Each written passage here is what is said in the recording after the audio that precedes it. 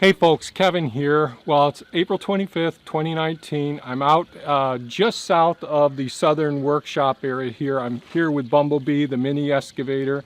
And today's episode is another episode of Shop Talk. And basically what can go wrong with installing the drainage system around the perimeter of your buildings, the structures that you're building. Now, we live in a very cold, temperate climate in central New York, near Lake Ontario. Although we have droughts over this last decade, we have summertime droughts that can last a couple of months. We're an area that gets lots of snow, lots of melting snow in the springtime, ice storms, and heavy rains.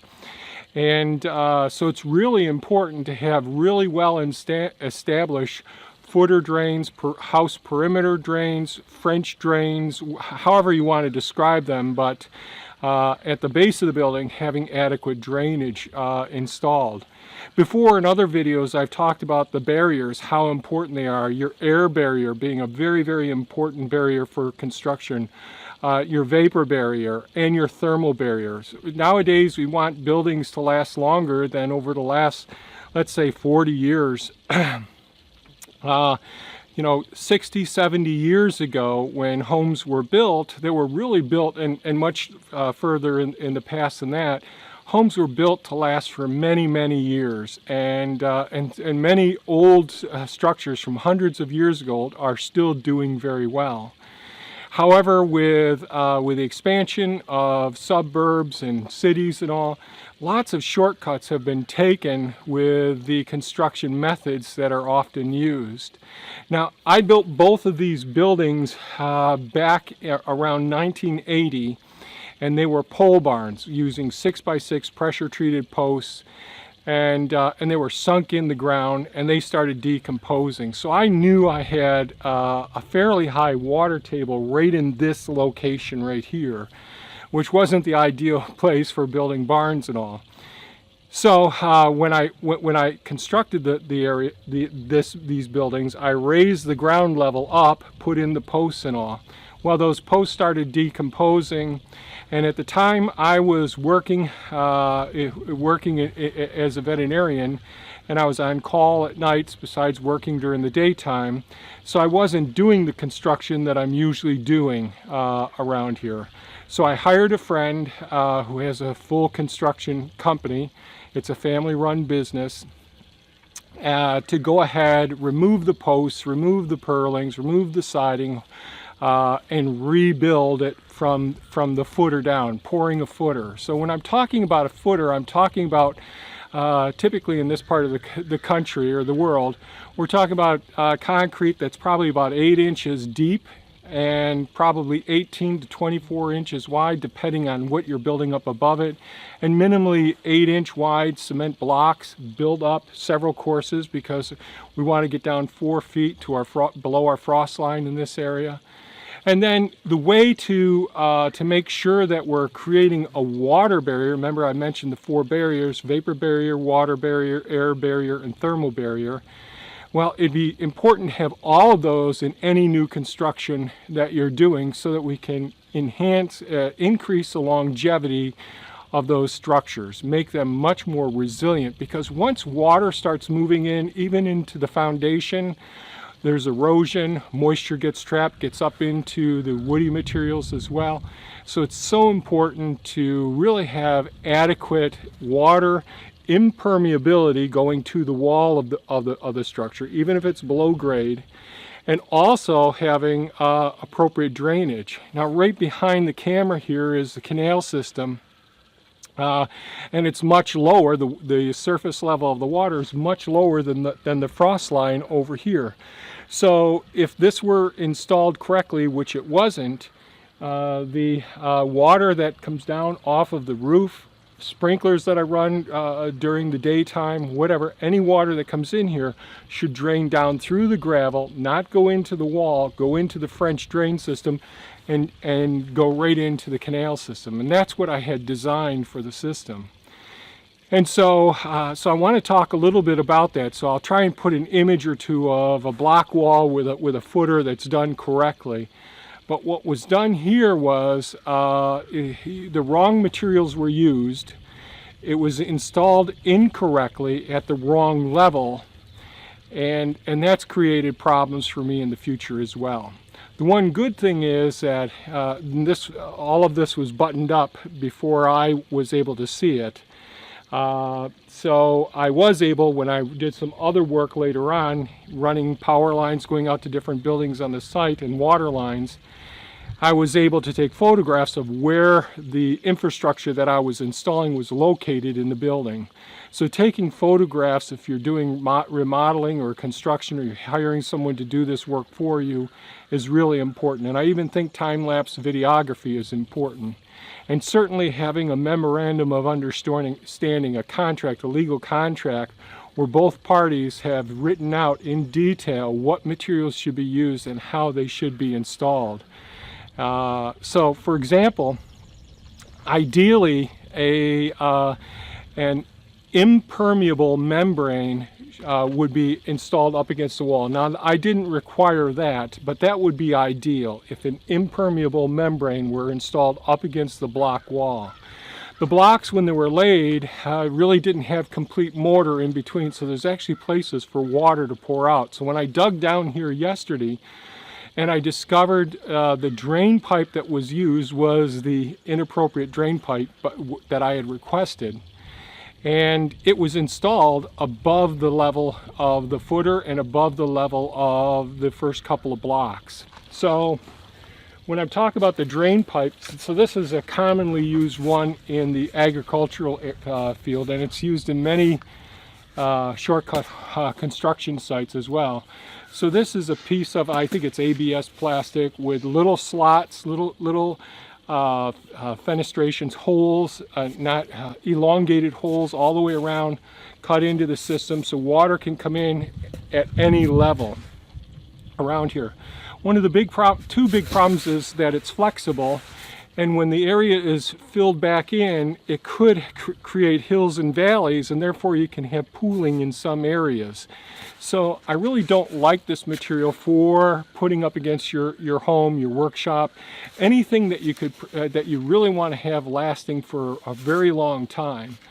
And whatever drain pipe you have installed, it really should be at the level of the footer.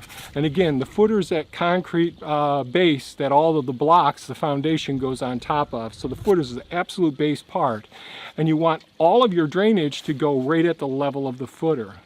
So this is not what I asked for. I actually asked for a Schedule 20 perforated pipe. So there's 2 rows of holes on this Schedule 20 perforated pipe, and if it's installed correctly, the holes are facing down so that the water will work its way up and there's less chance of sediment going into the holes.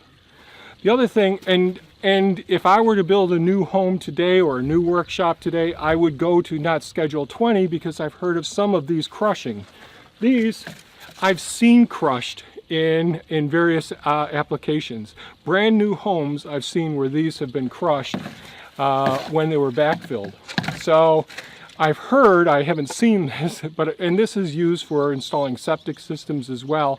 And that's why they don't want big heavy trucks driving over septic systems, because this can get crushed as well and create an occlusion, and then you get a backup and a very expensive repair of putting in a new leach field. So this is Schedule 20. I would go to a heavier gauge piping, Schedule 40, to recommend in the future. Now, I don't have the appropriate matting. Now, I mentioned that one of the things that I would do with a new home or any building that I'd be building today, and I did it with our home back around in the very early 80s when we built it, you put a completely impermeable membrane up against the wall. Water always will find its way into any structure, so you take every possible step. Nowadays they make, I'm going to call it like an egg crate form with multiple layers where this can be adhered, sealed, glued to the foundation. after it's already had the first layer of impermeable cement or adhesive applied to the foundation.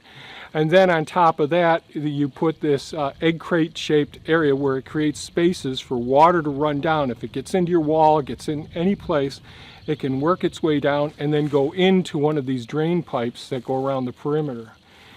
But I don't think it's good enough just to put this drain pipe right up against the footer and then put the stone or the gravel directly on top of that. One, if you have the fenestrations, the holes in it pointing up, small little particulate matter will gradually work its way into this because things shift and move over time. And it can go through the other black ABS type plastic that I showed initially. So one of the things that I think is really important when you're installing this is laying down your pipe, laying down some stone, but the way I would do it is I'd use a material like our weed mat here, which is not impermeable. It is permeable, but it will keep out just about all of the small little particulate matter that there is. Small little clay particles probably can gradually make their way through it.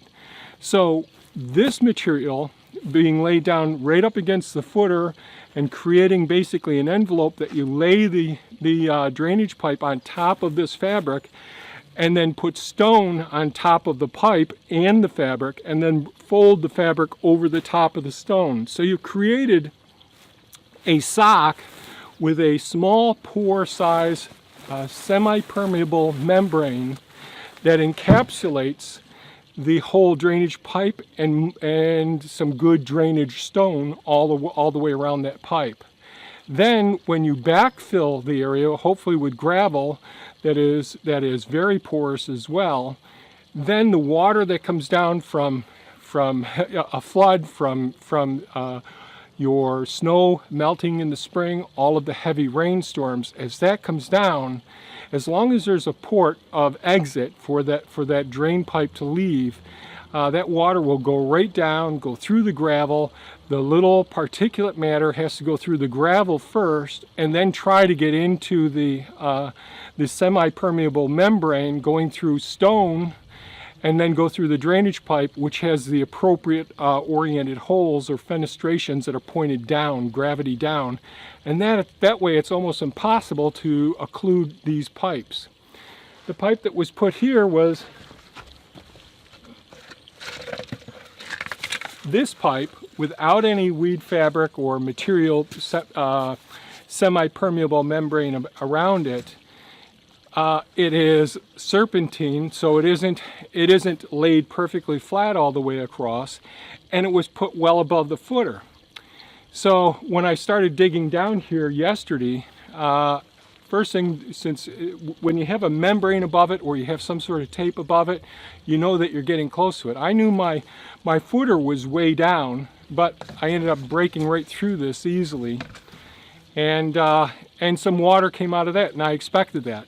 But then as I dug down further, all the gravel below that was completely saturated with water because this has holes all the way around it. So water that comes in from your roof or anyplace else just is going to go right through this, not just go out through the pipe, it's going to go through the pipe wall itself and go right into the ground below it. So your foundation and footer get completely saturated, or any pipes or wiring that you have there inside of conduit. All of those things, there's a greater chance of water infiltration into those systems, thereby creating a greater risk for having more repairs in the future. Then, as I started digging down further, I could see water whirling out, and it was coming out of the foundation, out of the block walls, because when the contractor had laid the blocks, they used inadequate mortar between all of the surfaces where the blocks meet each other. And so there's holes in the wall where water had been allowed to fill up into the whole building below the concrete floor in the workshop, and now is pouring out. So I dug down a little bit further, put in a small sump pump down in there, a temporary one, to pump it out. So I pumped it out all yesterday and last night. There's only a little bit of water left in there this morning. And the other thing is, it just makes a really big mess when everything turns into mud and all, and it makes it harder to see where your pipes are, because I've got to work my way around several different electrical conduits that go to different buildings and water pipes that go out to other areas, and I've got to identify one of the water pipes, clear out the area around it so I can tap into that to put that frost-free hydrant there. So this is one of those things I just wanted to share with you, an experience that I have. Yesterday it totally blew my cool seeing all this. And the contractor is actually a friend of the family. So I should have had a memorandum of understanding where both parties sat down and agreed to everything, put it in writing. It wasn't done. That's my fault. He's subsequently retired, and I think it creates less headaches or less of a depreciation in the value of the property that you've invested so much money and time into. So that's about it for this video. If you have any comments or questions, please leave them below. If you found this of value, please give us a thumbs up. We really appreciate it. And thanks so much for watching, folks. Have a great day. Bye-bye now.